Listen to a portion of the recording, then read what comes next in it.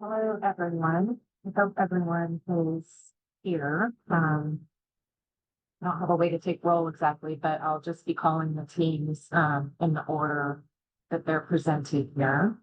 The order that I have is Terra Strategies, then Catalyst Consulting, and MICKT Consulting, H2 Optimus, and CDMKV. Hopefully that aligns with what you all are expecting. I'm going to read some opening statements here for this 10-minute presentation segment that we're about to kick off. As you know, we've been called back by the company that you gave your full presentation to for a second visit. They've asked you to speak only about the ethical aspects of the problem and to explain why your solution successfully handles many ethical issues. You will have 10 minutes for this portion. I'll be keeping time and holding you to the 10 minutes. There will be no Q&A in this round, and you may not use slides or video. You probably don't want to have more than 2 or 3 members of your team do this. And I will be providing feedback after everybody's presentation, so as a whole to the different comments. Okay, does that sound good to everybody? Okay. I'm getting the timer set up.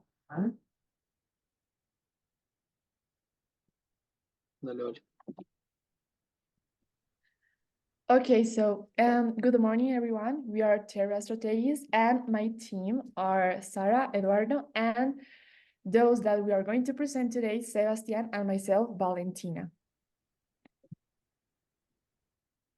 So let's talk about waste as a problem in Colombia. This is the one we explored in our research, and is the food waste in the Colombian central region. To understand how waste is a problem in our country, there are 2 key insights that we want to mention. 24% of greenhouse gas emissions in the country are related to the production, transportation, and waste of food.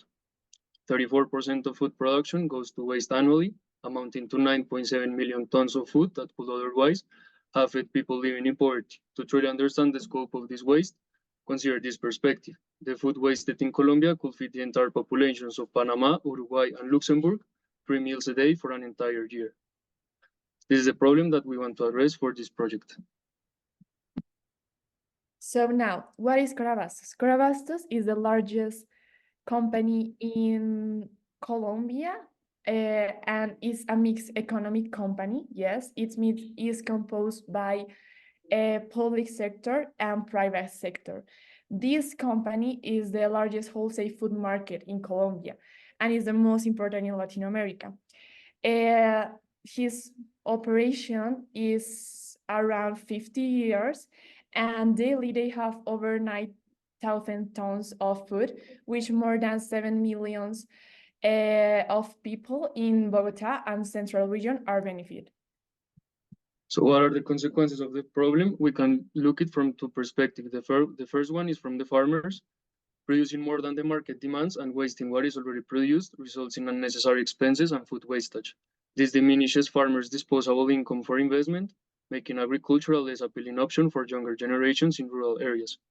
From the consumer's perspective, the production inefficiencies lead to significant fluctuation in food prices. This prompts wholesalers and retailers to increasingly rely on imports, creating a vicious cycle of rising prices. Consequently, this increases unequal access to food and contributes to food insecurity within our nation. In conclusion, in terms of sustainability, the process I just described reduces the ability for present and future Colombian generations to be autonomous in their agricultural production and food supply, perpetuating high inequality in our country. So the problem that we identified is how can the Colombian central region promote sustainability and efficiency in the supply chain of organic food, from farmers to distribution in Bogota to reduce waste. So now the focus of this presentation is to understand the various ethical perspectives or lenses that we can use to explore the complete spectrum of this problem. And the lenses that we are going to talk is common good, care, right, justice, virtue, and utilitarian. And the first one is utilitarian perspective. These perspectives take into account what produces the most good and do the least harm for as many stakeholders as possible. In Colombia, the money invested in producing food that ultimately gets wasted translate into billions of dollars wasted each year. Minimizing waste will lead to cost savings throughout production, distribution, and retail sectors, fostering economic growth, increasing competitiveness, and profits for business, while creating welfare for the society as a whole.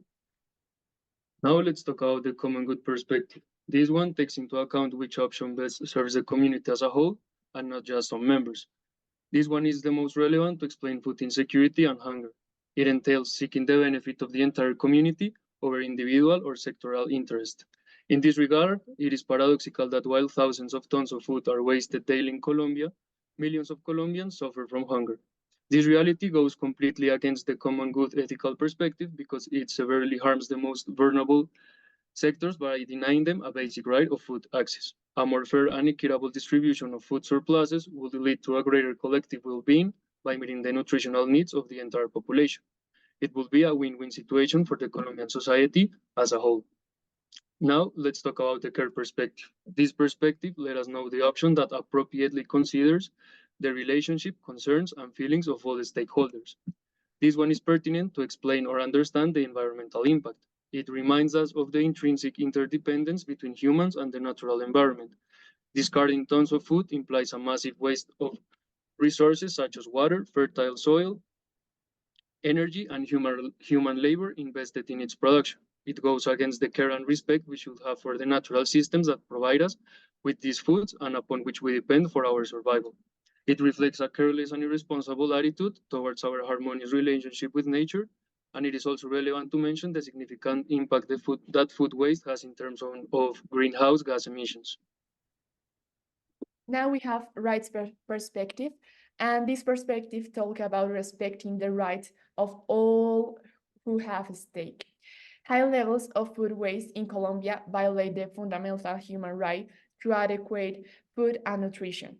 When edible food is thrown away, it deprives people, especially those who are poor and vulnerable, of the need to survive with dignity and independence.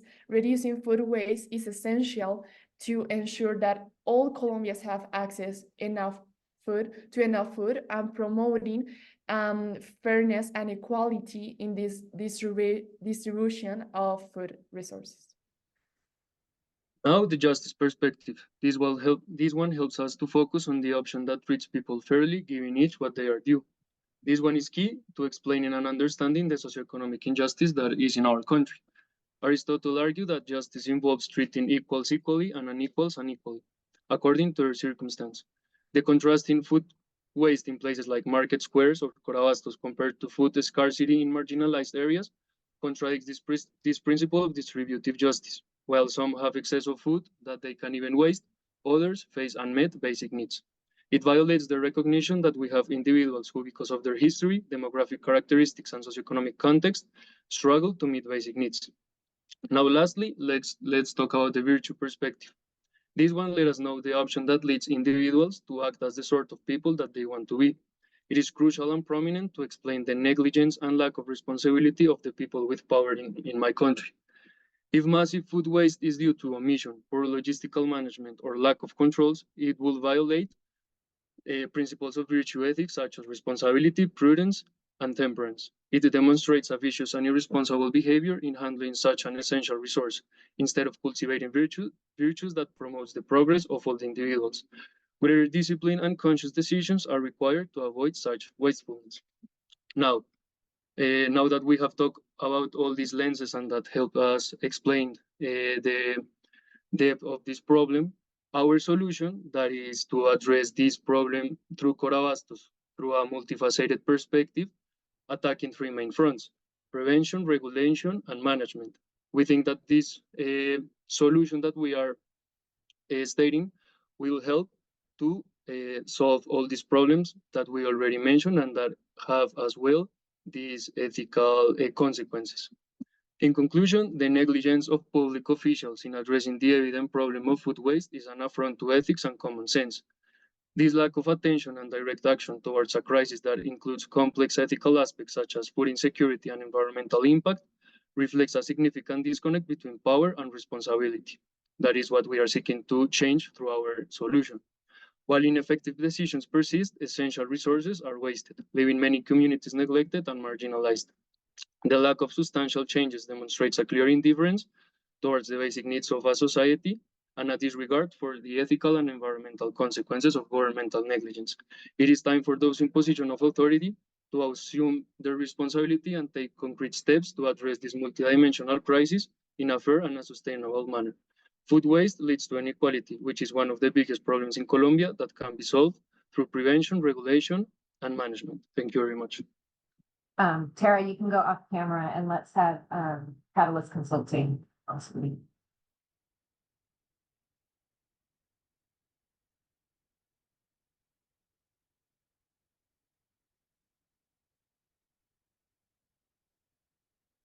Catalyst, are you ready? Okay, I'm going to go ahead and start the 10-minute time.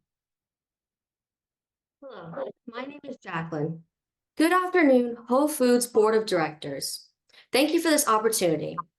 We are here to discuss an initiative that we believe holds immense potential for both Whole Foods and the community it serves. Our focus will be on the ethical considerations of whole access, as well as how whole access can achieve profitability in an ethical manner.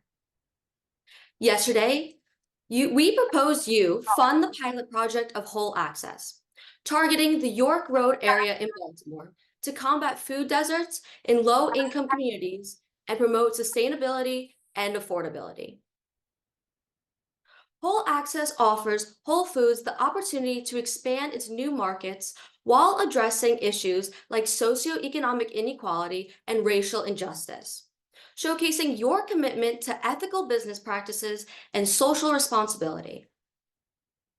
Consider this. When you're shopping for groceries, you likely weigh your options. Maybe you decide between the nearby Wegmans for its fresh produce or the Stop and Shop in town for its variety of products. You have the privilege of choosing where to buy good quality food. It's a decision you make without much thought. But for Maria, a single mother of 3 living in a low-income community on York Road, things are different. She doesn't have the luxury of a nearby grocery store with a variety of options, or have the means of accessible transportation to get to one. She cannot afford quality food from places like Whole Foods. Maria's experiences illustrate the daily struggles her and her neighbors go through to access healthy food. She hopes to find a solution to this issue, but she knows she cannot do it alone. At the core of Whole Access is the mission to promote healthier, sustainable living by tackling food deserts, gentrification concerns, and transportation barriers. Gentrification has fueled socioeconomic inequality, with stores like Whole Foods offering catering to primarily more affluent neighborhoods. Whole Access seeks to avoid this pitfall by actively involving the community in its operations, ensuring their voices are heard and their needs are met. By fostering a sense of ownership and belonging, Whole Access aims to become an integral part of the community. A study investigated how grocery stores in low-income areas have avoided conflict with the communities they serve. Owners of the Mandela grocery store, located in a steadily gentrifying area, understand the community's culture. From the art on the walls to the arrangement of the products they sell, the entire space of the local community-owned grocery store was designed to reflect African American community and African American ownership. Whole Access will bring the financial support and resources of Whole Foods while avoiding gentrifying the community. With the fulfillment of Whole Access, we can bring a healthier way of living to communities like York Road. Access to nutritious food is a basic human right. When systematic racism contributes to the creation of food deserts, marginalized communities pay the price, and it's often their health. As the saying goes, we are what we eat. A diet lacking essential nutrition weakens the immune system, making individuals, especially children, more susceptible to illnesses. However, an increase in fresh fruits and vegetables can lead to a decrease in the prevalence of obesity, diabetes, and heart disease. A study conducted on the effects of a food environment on health found that the presence of supermarkets is associated with a lower prevalence of overweight, obesity, and hypertension. For instance, compared to people who live in areas without any supermarkets, a 24% lower prevalence of obesity was observed in areas with at least one supermarket. With an increase in physical and mental health, we can bring a better quality of life to low-income residents and ensure a better future for our children. Some may be concerned about business responsibility to their shareholders to be profitable. Any proposal must support near-term or long-term profitability. Some may argue that forcing businesses to operate in areas they deem unprofitable infringes on their economic rights.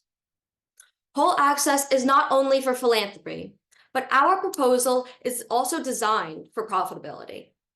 Whole access's utilization of misfit foods presents an opportunity to gain additional profit that they otherwise would not have received, while contributing to Whole Foods' sustainability efforts by reducing food waste.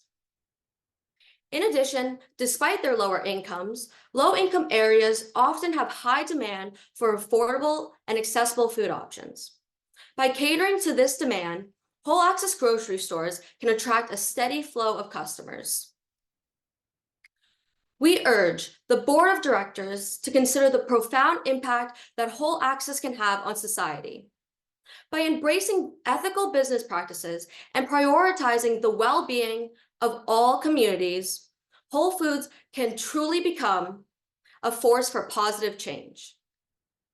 Now, I will pass the floor to my colleague, Sophia, who will dive deeper into the ethical implications and strategies for achieving resilience and sustainability within whole access. Thank you. Thank you, Jacqueline, and thank you once again, Whole Foods Board of Directors, for having us here today. We want to acknowledge the efforts you have made to make change within communities through your Whole Access Foundation. Your generous contribution to local communities across the US and Canada has made a positive impact, and we want you to build on that and diversify your consumer base. One may say that a grocery store will not be enough to eliminate a food desert, but it is a start. In an article written about Michelle Obama's mission to eliminate food deserts, it argues that the problem may not lie solely with food accessibility. It could also be due to people's shopping and eating habits. For this reason, Whole Access will act as a community hub, offering spaces for social interaction and educational opportunities to foster a sense of belonging and pride in culture. With this approach, Whole Access will have services that encourage community members to have an active say in spreading awareness and advocating for healthier and sustainable eating practices. Whole Access will encourage hiring employees who live close to the workplace to improve retention rates and foster a stronger sense of connection between employees and the community they serve. The community members working at the store of Whole Access will be able to develop brochures, flyers, and newsletters in multiple languages, including Spanish, to greater outreach Baltimore's diverse cultures. It is important to note that you, the board of directors at Whole Foods, are not the persona of consumers we are trying to serve. So you need the full engagement of the local community to successfully provide their needs. Working at Whole Access will cultivate a sense of responsibility and care for the work at hand. Employees are entrusted with tasks that require attention to detail and commitment, fostering a sense of ownership over their roles. This responsibility translates into a deeper connection to the store, motivating employees to actively prevent incidents of theft or misconduct. The increased vigilance and commitment to their work will contribute to a safer environment. Those not directly involved with the governance of Whole Access will have the opportunity to participate in community surveys, used to collect feedback from community members on current initiatives and identify areas for improvement. Specifically using in-person surveys to ensure higher participation rates. This approach can provide more timely and insightful feedback. In Baltimore, there is a program in place to tackle food deserts called Jovinstown's Farmers Market. However, it is not a long-term solution as it is only open during the fall season. Whole Access will be open all year round, and additionally will acknowledge the efforts of other initiatives by later reaching out to partner with them. Collaborating with individuals or organizations already active in the community can provide valuable insights and increase trust and participation among community members. This partnership can tailor Whole Access's offerings to better meet the community's needs. Additionally, collaborating with neighboring educational institutions to engage students in volunteering and donation efforts will help raise awareness about Whole Access's mission. The first steps to the creation of Whole Access will be, 1, secure funding and locate the most convenient spots for these stores. 2, find community advocates to spark active involvement and genuine care for this project. And 3, reach out to those who are already in the community fighting food deserts to create resilience and development in Whole Access.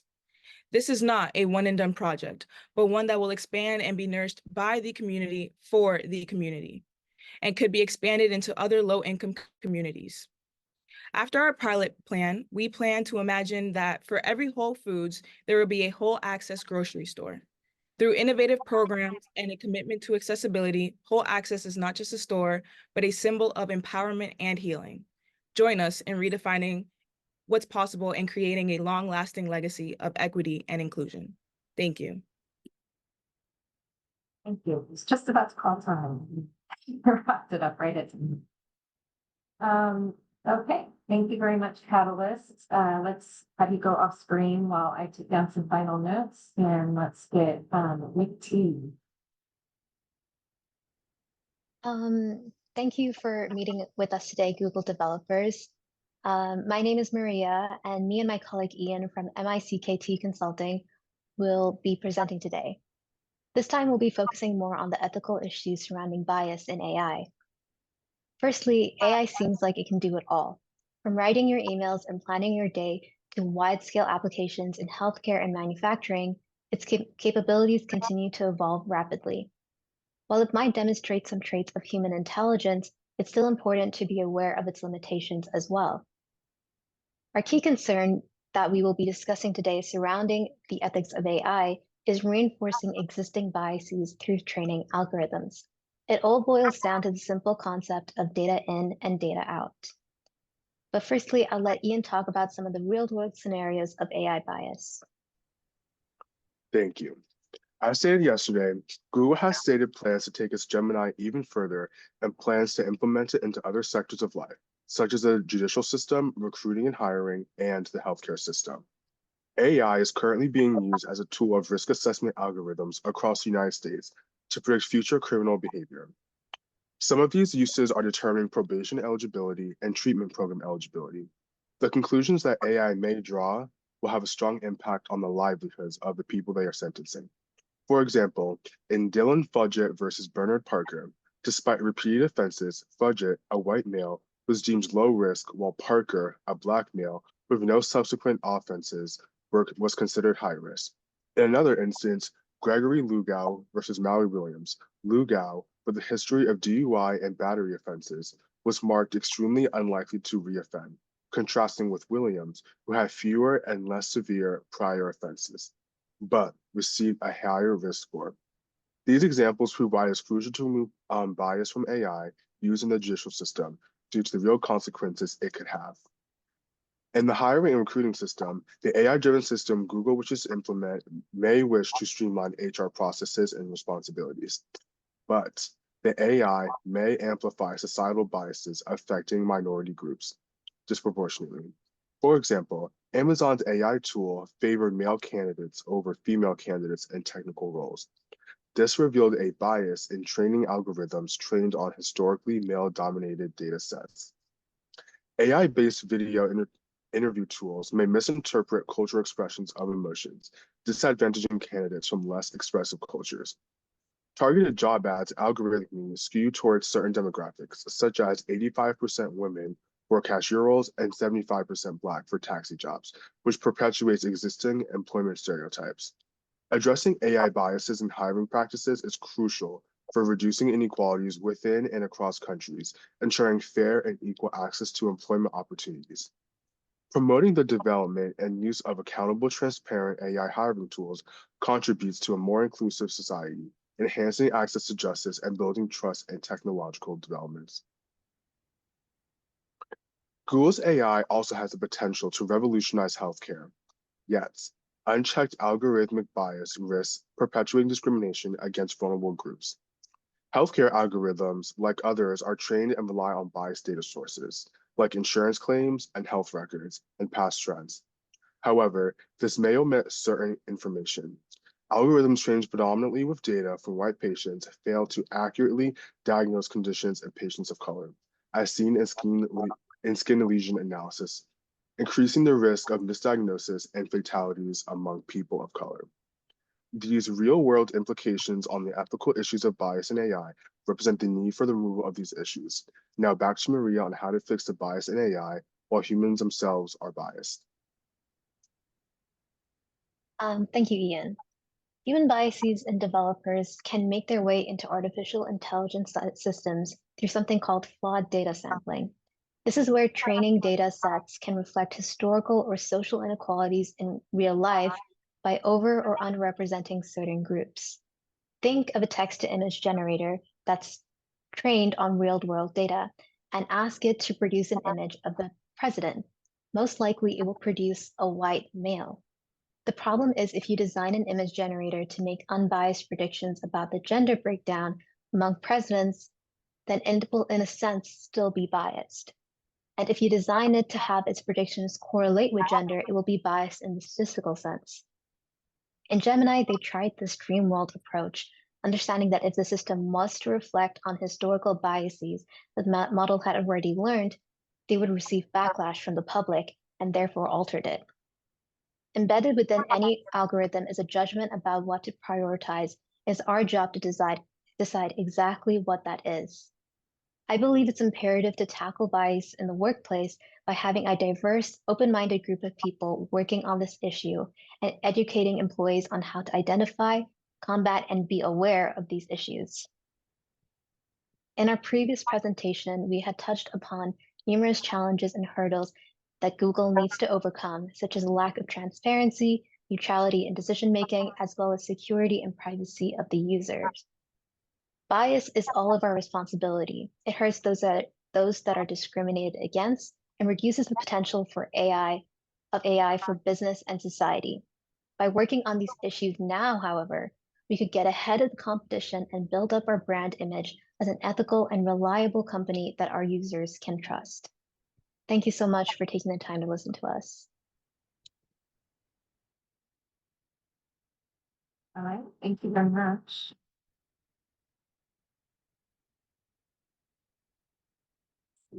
Let's have MICKT both off screen, and we'll bring H2 Optimus on screen to get ready for their 10 minutes while I just finish taking some notes here. I'll start the timer as soon as you can go. Good afternoon, Baltimore City Council and presiding members. Thank you for taking time out of your day to hear H2O Optimus, our consulting group. We're going to talk to you about a few things today. I implore you to think back to your life and even to just today where you've used water for coffee, washing dishes, cooking, or maybe you were even just thirsty and wanted a glass of water. Imagine waking up every morning unsure if the very water that is coming from your faucet is contaminated with lead or other forever chemicals, permanently altering you and your kids' future health. Picture the anxiety that puts on families and individuals. Picture the anxiety and the stress that this puts on them and of the children and the citizens of Baltimore, Maryland. This is the reality for many residents in and around Baltimore, with an increased likelihood in impoverished and minority neighborhoods as a result of years of neglect and racially motivated laws, dating all the way back to 1910. As well, the city has been plagued with poverty and inequality of residents expected to pay exorbitant water bills that push families and individuals to the brink of financial ruin. Clean and affordable water should not and is not considered a privilege, but rather as a basic, fundamental, and unalienable right granted to everyone and not only to be reserved for the affluent. The harsh reality of this situation is water bills have increased 500% in the last 2 decades, and the median household income in Baltimore has only increased 60% in the same amount of time. Really let that sink in. Now, combined with the fact in 2019 that more than half of Baltimore could not afford their personal water bills. This financial burden of the water crisis disproportionately affects the lower income families, exacerbating the existing inequalities. In Baltimore, in Baltimore, over 1 in 3 households spend more than 3% of their income on water bills, surpassing the affordability threshold set by the Environmental Protection Agency. This means that families are forced to divert essential funds away from other basic needs such as food, healthcare, education, and transportation in order to maintain access to their water, perpetuating a cycle of poverty and deprivation. Everyone here should at least be aware to a surface level the disaster that unfolded in Flint, Michigan. Now, the parallels of these two cities are astounding, and that is why we have a call to action for the now and not something for future generations. In Baltimore, where lead levels in the water exceed the federal standards in many areas, an estimated 7.5% of children under 6 years old have elevated blood levels compared to the national average of 2.5. This means that thousands of children are at risk of lifelong health complications due to the exposure of lead in their drinking water, a clear violation of their right to health and well-being.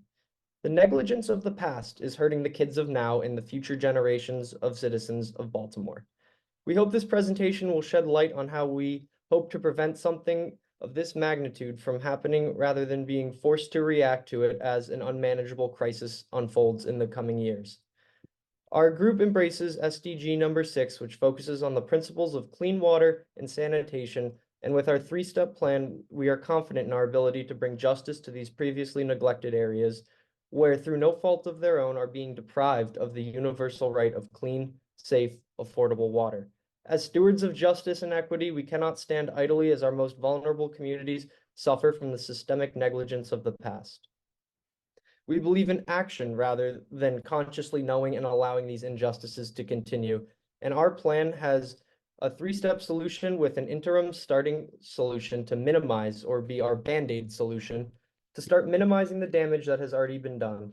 All 3 of our steps will start at about the same time, but completion of these steps will be tapered so that there is consistent improvement to the system. I'm going to now turn it over to my ethical consultant colleague, Alyssa, who's going to describe a little bit more about the changes and the steps that we hope to implement. Thank you, Jackson. Regarding the first solution, infrastructure adaptation is necessary to rectify disparities in water access and quality.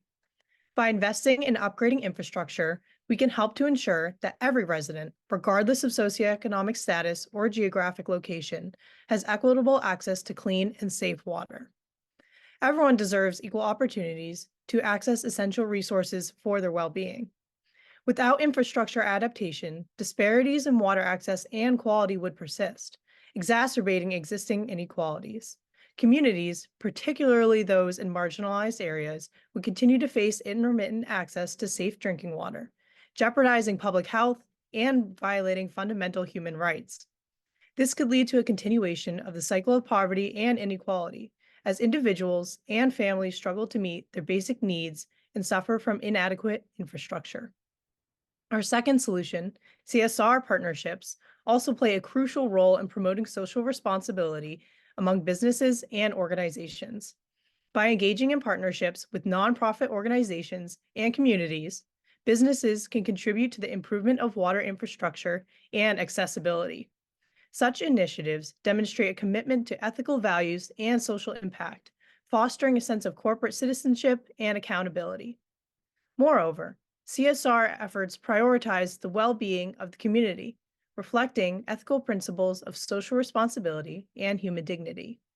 The absence of CSR initiatives would result in a lack of corporate engagement and investment in addressing water challenges.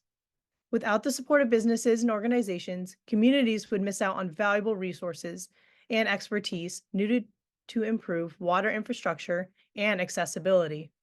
This could perpetuate a sense of social irresponsibility and enhances feelings of mistrust between corporations and the communities they serve.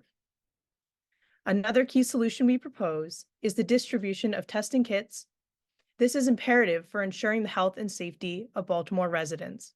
These kits enable individuals to assess the quality of their water and take necessary precautions in case of contamination.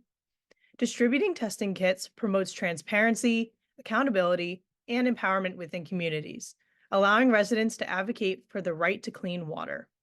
This aligns with the ethical principles of human well-being and empowerment, as every individual should have the means to safeguard their health and access essential resources. Without the distribution of testing kits, residents will remain unaware of potential water contamination issues, leaving them vulnerable to various health risks. Lack of access to testing kits would also hinder individuals' ability to monitor water quality and take necessary precautions, leading to a higher incidence of waterborne illnesses and adverse health outcomes. Perhaps most concerning is the failure to address the root causes of the water crisis through policy reforms and infrastructure improvements. Without holding local authorities accountable and demanding equitable access to essential services, we risk perpetuating inequality, leaving future generations with no solution and worsening scenarios. In the absence of meaningful change, the future of Baltimore hangs in the balance. Without clean, safe, and affordable water, the city's residents will continue to suffer, trapped in a cycle of poverty and despair. The time for action is now. We cannot afford to wait any longer. When thinking about the long-term implications, fixing Baltimore's water challenges is not just about addressing the technical issues. It's about creating a thriving, equitable, and sustainable city where all residents can lead healthy and prosperous lives. By prioritizing clean water initiatives, Baltimore can enhance its livability, attract investment, and build a brighter future for generations to come. I will now turn it back to Jackson. Thank you, Alyssa. So our three-step plan, just to kind of hammer down what it is and why we believe that this will be the solution that ends this inequality and why it is, why we came to our solution, essentially. And so what we decided is through the testing kits and water monitoring and filters, that this would be able to create and act as a Band-Aid solution for our problem. So we could then be able to find those communities where they were most adversely affected by these lead pipes and contaminated water, to then also reforming the legal policy in Baltimore, because as of now, there is no guarantee that a citizen of Baltimore will have access to clean or affordable water. And while there are many social programs in place, there's also no guarantee that you will be enrolled into one of these. So not only does ours, and then finally, the partnerships, we hope to aim that by invigorating local companies to invest in their home state and where they are headquartered, that we can foster a sense of community amongst not only the citizens, but also the corporate and professional business worlds as well. Not only does our solution tackle the now, but also addresses the root causes of these issues. And with our solution, it would thank you, H2O Optimist.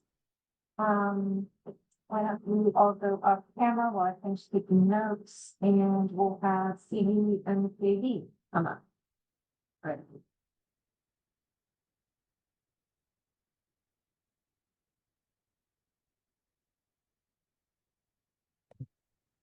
Good morning.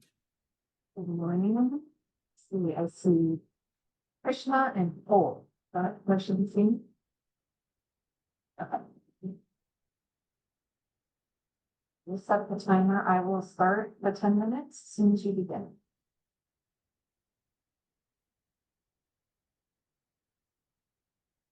We'll be delving deep into the issues of ethics in terms of advanced recycling today. No matter what we do, it is of utmost importance to reflect on our actions and methods used to reach our intended goal, because it is the human factor that is the most important of all. So we've narrowed it down to 3 of the most important ethical issues. Number 1, the environmental impacts that advanced recycling has.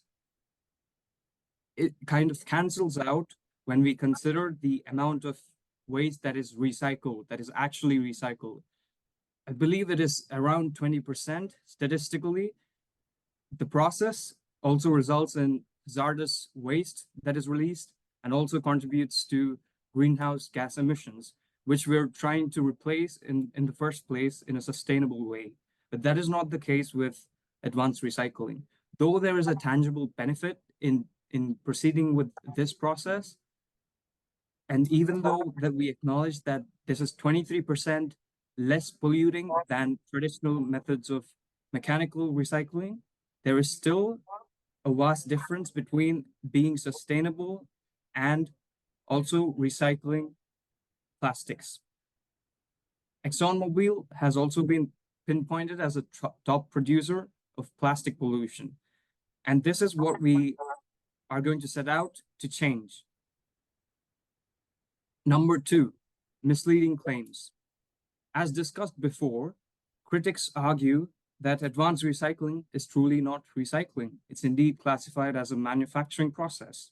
And that's for a good reason. Like we discussed, the breaking down of complex polymers into monomers releases toxic substances. And the people greenwashed into believing that they're actually investing into something that is sustainable are actually not. And this is a really big ethical issue for the consumers or the investors. Misleading them should not be our company's policy. And we strongly advocate for a clear, transparent policy in this regard. And I'll be passing on over to my colleague, Paul. Thanks, Krishna. As consultants for ExxonMobil, it's important to look into the ethical considerations surrounding advanced recycling technologies. Another major issue with advanced recycling is the disproportionate impact on marginalized communities, particularly low-income and predominantly people of color, who often reside near these facilities and suffer from increased pollution and health risks. This raises significant environmental justice concerns, exacerbating existing disparities. To address these ethical concerns, it's essential to prioritize community engagement, transparency, and accountability. By actively involving affected communities in decision-making processes and advocating for industry-wide standards, ExxonMobil can mitigate these issues and build trust with stakeholders. This requires collaboration and innovation to drive advancements in recycling technologies, while ensuring ethical considerations are integrated into the design and implementation process. Ultimately, as leaders in the industry, ExxonMobil has a moral obligation to uphold environmental justice and prioritize the well-being of all communities affected by their operations. Advanced recycling technologies have emerged as a promising solution to the global plastic waste crisis. The whole idea of it is that unlike traditional recycling methods, which often involve downcycling or incineration, advanced recycling technologies aim to break down plastic waste into its basic building blocks, allowing for the creation of new plastic products.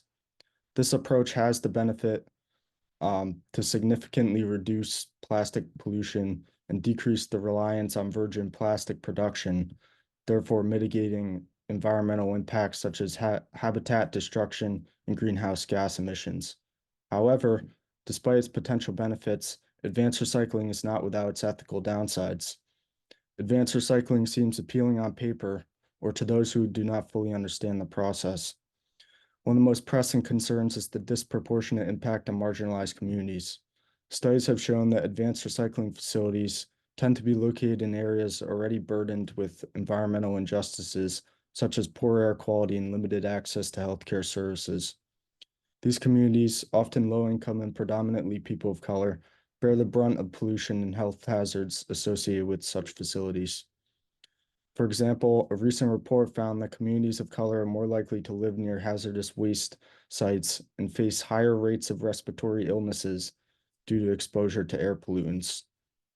This environmental injustice is a direct result of systemic inequalities in our society, where marginalized communities are often marginalized in the siting of hazardous facilities and burdened with environmental and health consequences.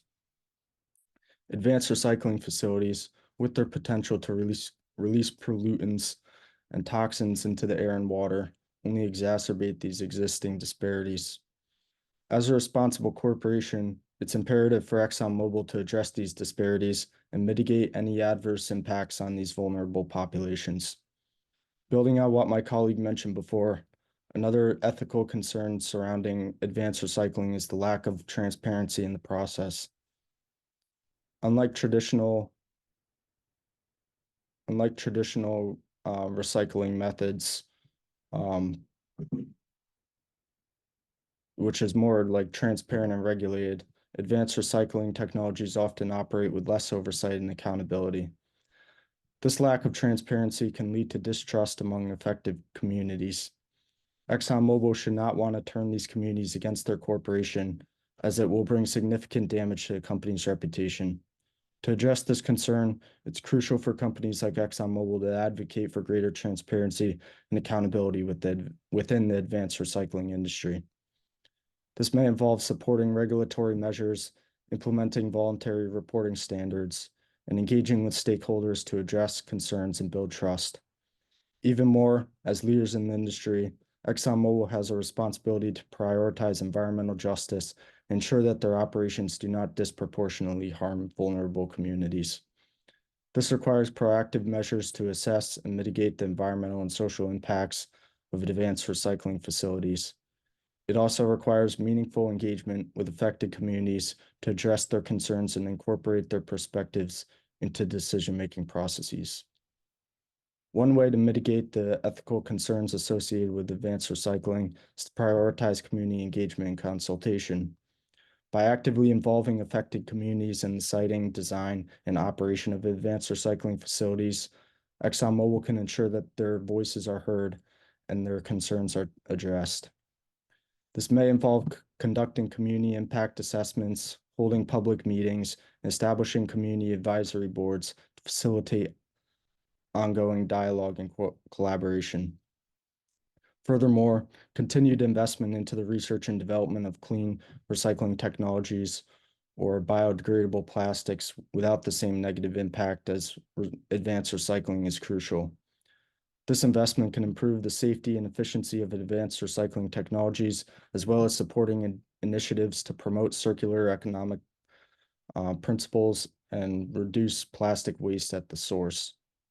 Addressing the ethical concerns of advanced recycling, being a very complex issue, must prioritize environmental justice and transparency. As consultants for the ExxonMobil Corporation, it's our responsibility to advocate for responsible practices and meaningful engagement with stakeholders to ensure that our operations align with ethical principles and contribute to positive social and environmental outcomes. To truly fulfill the corporation's mission of fueling the world safely and responsibly, ExxonMobil must implement these ethical considerations into their business practices and development of advanced recycling technologies. Thank you.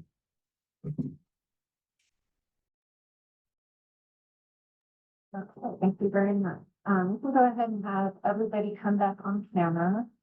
We'll just finish taking some notes here, and then I'll provide some feedback to the group as well. Okay. Well, congratulations for being done with the 10-minute part.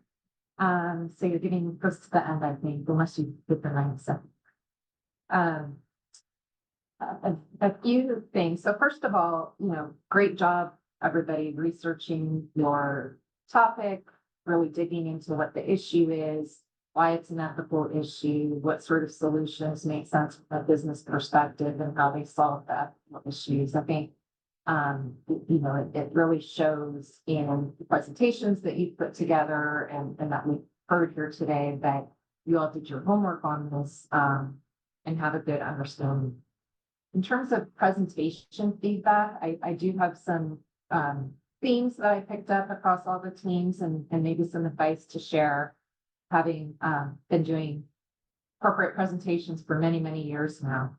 So first of all, on something like a 10-minute presentation, that's a very realistic thing that can happen. For example, when I have to go and present to my company's board of directors, I often get only 10 minutes, 15 minutes.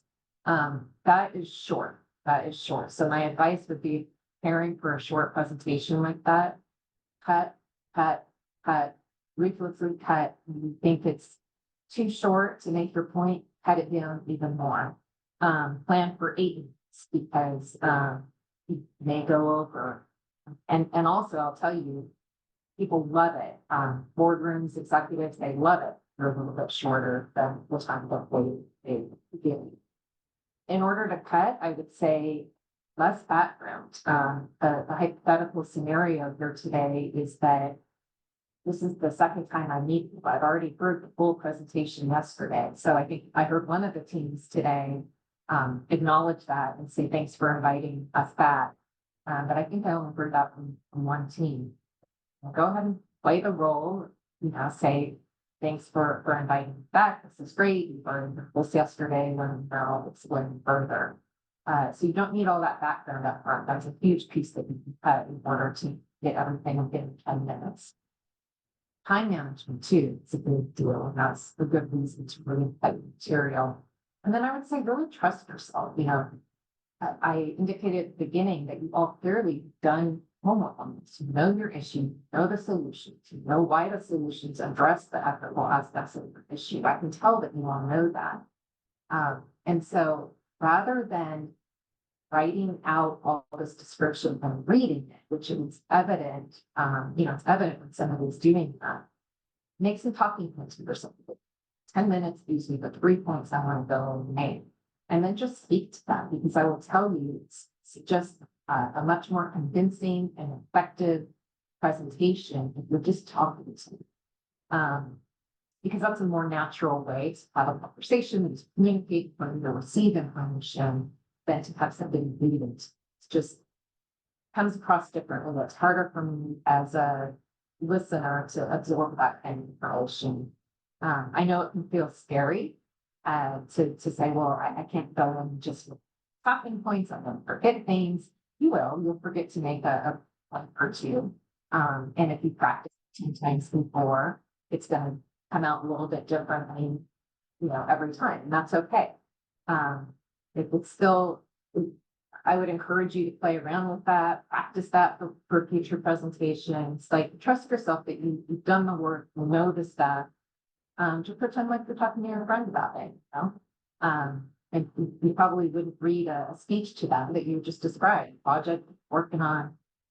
So kind of take that approach. And then the last thing I'll note is that if you probably observed some of this as well, watching each other present, but I think the back and forth with teams that have 2 people, and if they took turns and went back and forth, that kept the interest level a little bit higher. It kept things a little bit more interesting versus, if you have one person talking for 7 or 8 minutes and then one person, closing out for the last few minutes. It's a little bit less interesting to listen to one person far longer. So I thought that was an effective technique to have the 2 presenters sort of fun. But overall, it's just advice for going forward. Presenting is a tough skill, and you get better with time and practice. So yeah, I would just say trust yourselves, know that you can do it. All know the material well, and so just rely on that and give your presentation, and try not to use a script too much. That's a problem. But very good job. I'm so pleased that I was able to participate today and to watch all of your presentations. I thought it was terrific, very impressive work that you all have done. So congratulations, great job. Thank you. Okay, good luck in the rest of the competition. Thank you. Thank you. Thank you.